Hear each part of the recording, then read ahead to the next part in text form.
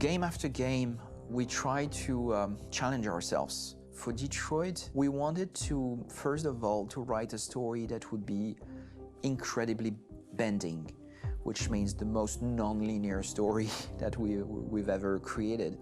And we wanted really the player to have the possibility to change the story, change his own journey. When you're writing at Quantic, you're writing for an interactive medium.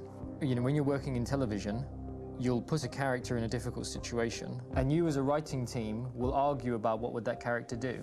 But ultimately, you have to decide what happens, and you just show the audience. What's interesting about interactive drama is you bring the player into that conversation, and it changes your job slightly as a writer, because your job is to provide a narrative context in which the player can write his own story. You're giving him this kind of narrative Lego that he's going to snap together into his own shape. You also have the ability to make your audience attach themselves to your characters, because the audience is in some sense responsible for what happens to the characters. It's just a few cans. Come on, let's go. We have some cash now. You used me to steal that money. How could you do that? I trusted you. What is a bit specific about these scripts is how large they are.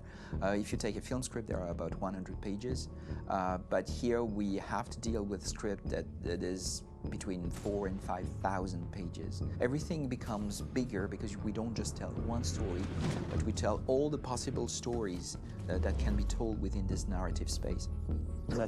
On Act 3, our final act, we have around 1,000 different scenarios. And every one of those scenarios has to be as interesting, as passionate, as strong, and as emotional for the player.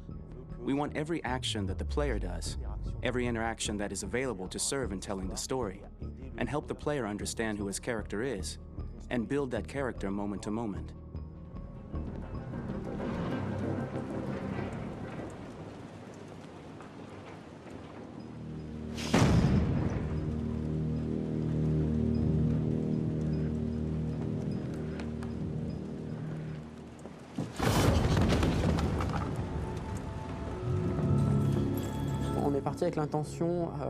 We started with the intention pretty early on that we would never lie to the player.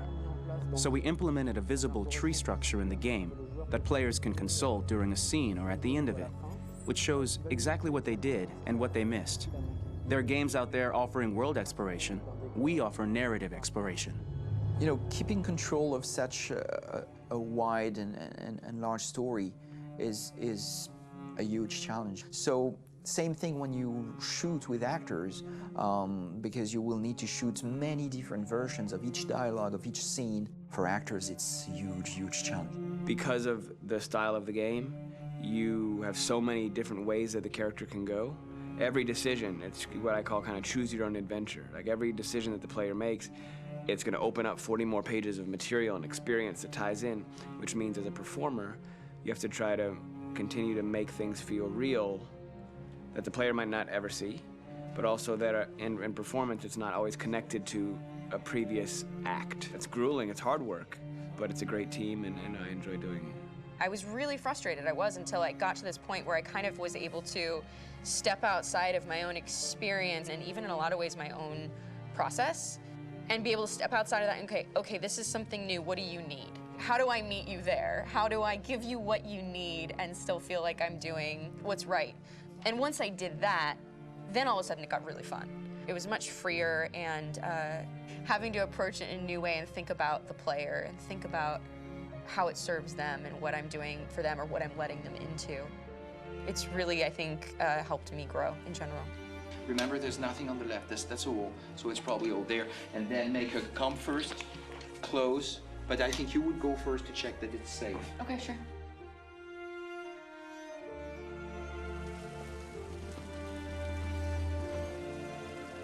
The most enjoyable thing about working in performance capture on this kind of project is that if I shot a film, I would get to do one of these endings. I get to do so many different things as Connor. Your head goes all over the place because you're trying to keep track of basically 4 different storylines for each different response. What's the name of my dog? Buddy? Scout. I think it's Jack. I can't remember.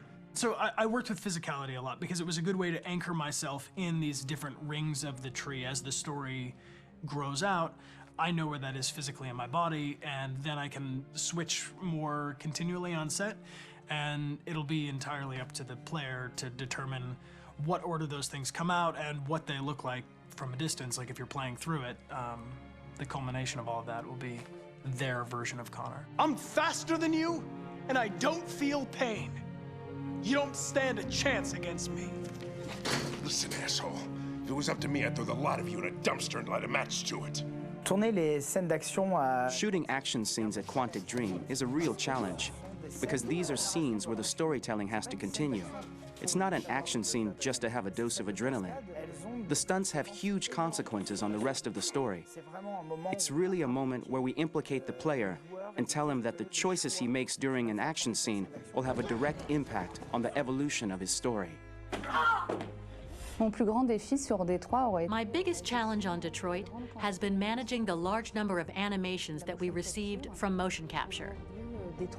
Detroit features more than 37,000 animations, which is a huge amount to handle on a daily basis. Donc il faut prendre conscience que... You have to realize that the player, in his first playthrough, will miss certain scenes. This also means that we had to think of, conceive, and produce all the potential story paths. The characters' costumes, the places, day or night, the weather. Did the character get shot in the shoulder? Did he get injured? All this consistency forced us to produce a lot of graphic assets in order to, quite simply, allow the player to have true continuity throughout the story.